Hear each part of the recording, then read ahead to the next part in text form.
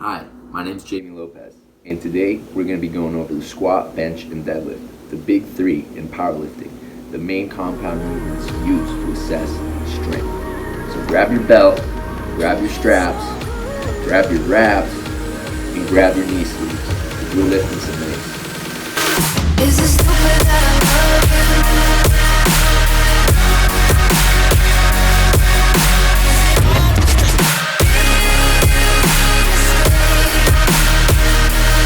Now, the reason the squat, bench, and deadlift are used to assess strength is because the squat measures pushing from the lower body, and the deadlift measures the pulling from the lower body, whereas the bench measures the pushing of the upper body. So these three are used to entirely assess the strength of one person. I'm going to be showing you how to safely and effectively use these three compound movements to improve your strength and improve yourself overall in the gym and ensure you do not injure yourself. Now, before we move into any lifting or working out, we want to ensure we do some cardio. This can be done on a assault bike, a Stairmaster, or just a stationary bike too. You can do it on that.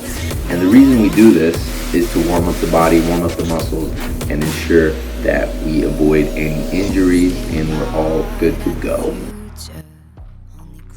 I'm just warming up with the barbell. I like to do this because it gets the blood moving, gets those moving patterns, the muscle memory going, and it ensures that when you do put some weight on the bar, you already know what you're doing and you're going to do it safely and effectively.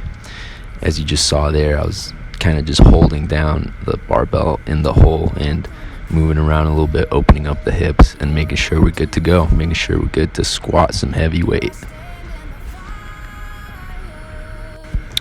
Alright, now for the back squat, here are some cues you can do to ensure you are performing it safely.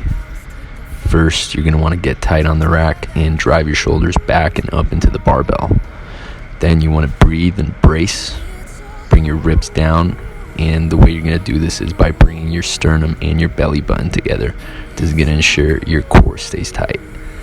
Then, if you're having problems getting deep into a squat and making sure you are below the 90-degree position and not putting too much stress on your knees, that means that you have poor ankle mobility. If you're unable to get deep into a squat, into the ass to grass position, then I recommend doing this right here.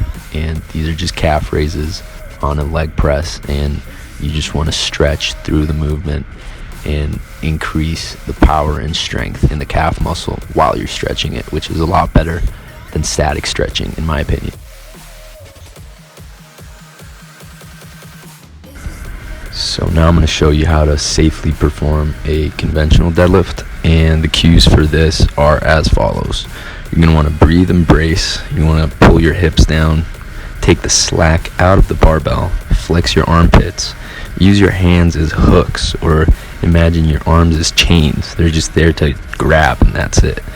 And then push your shoulder blades over the barbell and your shins towards the barbell, and then you're going to want to push the floor away and just explode up by pushing your hips through and locking the hips and knees together.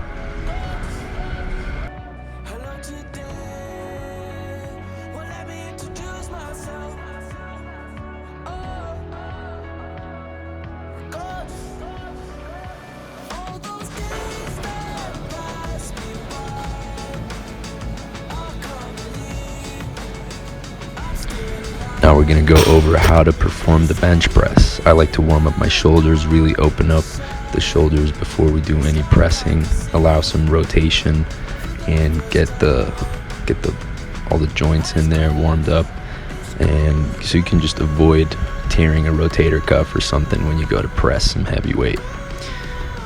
As you can see here, this is a warm-up set and with 135. And here's something that you should not do when bench pressing, which is putting your legs up. You want to keep your legs on the ground and use a little leg drive to maximize the weight you're pushing. But this is pretty good if you just want to practice pressing strictly with all upper body. As you can see here, I'm setting up for a 225 bench press, And what you want to do is slightly arch your back, push your ass into the bench, and then plant your feet also, and then use that leg drive to get the bar off the rack, settle into your arch, and then press as you're driving through your legs.